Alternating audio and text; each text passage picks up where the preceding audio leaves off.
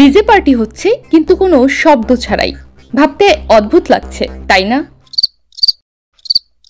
ভারতীয় অভিনেত্রী আনুষ্কা শর্মা এবং রণবীর কাপুরের দ্য ব্রেকআপ গানটি হয়তো অনেকেই শুনেছেন।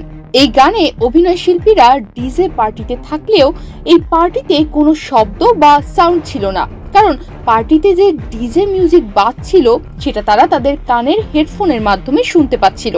এর কারণ ছিল পরিবেশকে ডিজের শব্দ থেকে রক্ষা করা, একই সাথে ডিজে পার্টিও উপভোগ করা।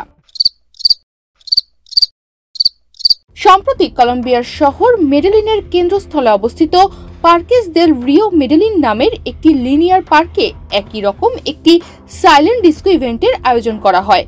ডিজে পার্টি ভিডিওতে দেখা যায় ডজনখানেক মানুষ তারহীন হেডফোন পরে নরম ও শান্ত লয়ে তালে তালে দোল খাচ্ছেন, যেন নিজেদের ভেতরের একান্ত জগতে ডুবে আছেন তারা। কেউ কেউ চোখ বন্ধ করে অনুভব করছেন, কেউ বুকে হাত রেখে সুরের সাথে সংযোগ স্থাপন করছেন, আবার অনেকে আস্তে আস্তে গুনগুন করে গান গাইছেন। সাইলেন্ট ডিস্কোকে শাসা নামক একজন অংশগ্রহণকারী এ বিষয়ে বলেন, আমি এমন নাচ খুব উপভোগ করছি। সত্যি গানের সাথে নাচতে আমি অনেক ভালোবাসি। এই ব্যতিক্রমী ডিজে পার্টি আয়োজন করেছে স্থানীয় ডিজেরা, যারা শহরের পার্কের মতো উন্মুক্ত জায়গায় ভিন্নধর্মী পার্টির ধারণা নিয়ে পরীক্ষা নিরীক্ষা করছেন। সাইলেন্ট পার্টির আগে অংশগ্রহণকারীদের কাছ থেকে পরিচয়পত্র জমা রাখার বিনিময়ে হেডফোন সরবরাহ করা হয়।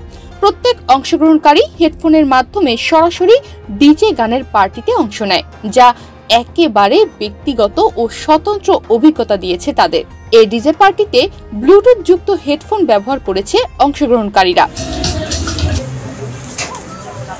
এই ইভেন্টের অন্যতম সংগঠক জোয়েল ফুয়েন্তেস বলেন, আজ আমাদের এখানে একটি সাইলেন্ট পার্টি হয়েছে, যেখানে একসাথে ৩ জন ভিন্ন ডিজে সঙ্গীত বাজিয়েছেন এবং অংশগ্রহণকারীরা যখন খুশি নিজেদের পছন্দ মতো গান পরিবর্তন করতে পেরেছেন। আমরা এই ধরনের ইভেন্টে ভালো সাড়া পাচ্ছি। প্রতি 2 সপ্তাহ পর পর এ ধরনের ইভেন্ট আয়োজন করার কথা জানিয়েছেন আয়োজকরা।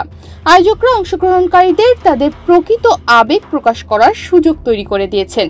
সঙ্গীত ও হেডফোন বিনামূল্যে প্রদান করে ইভেন্টটিকে সবার জন্য সহজলভ্য করে তোলার চেষ্টা করেছে আয়োজকরা। তনিমা রহমান, বাংলাদেশ প্রতিদিন।